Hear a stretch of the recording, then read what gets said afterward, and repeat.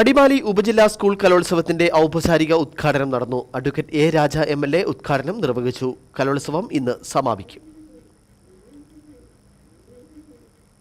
3 ദിവസങ്ങളിലായി ക്രമീകരിച്ച അടിമാലി ഉപജില്ലാ സ്കൂൾ കലോത്സവത്തിന്റെ ഔപചാരിക ഉദ്ഘാടനം നടന്നു. അഡ്വക്കേറ്റ് എ രാജ MLA ഉദ്ഘാടന കർമ്മം നിർവഹിച്ചു. ഗവൺമെന്റ് ഹൈസ്കൂളിൽ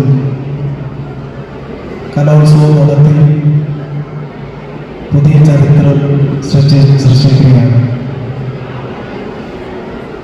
സാധാരണ കലോത്സവം നടക്കുമ്പോൾ മറ്റ് സ്കൂളുകളായിരുന്നു അതിന് വേദിയായിരിക്കുന്നത്. അതിനെല്ലാം മാറ്റം കുറിച്ചുകൊണ്ട് സംഘാടകർ ഏറ്റവും മാതൃകാപരമായി നമ്മുടെ ഗവൺമെന്റ് ഹൈസ്കൂൾ അടിമാലിക്ക് ഈ കലോത്സവം സംഘടിപ്പിക്കാൻ സാധിച്ചിട്ടുണ്ട്. അടിമാലി ഗ്രാമപഞ്ചായത്ത് പ്രസിഡന്റ് സൗമ്യ അനിൽ അധ്യക്ഷത വഹിച്ചു. ത്രിതല പഞ്ചായത്ത് അംഗങ്ങളും സംഘാടക സമിതി ഭാരവാഹികളും സംസാരിച്ചു.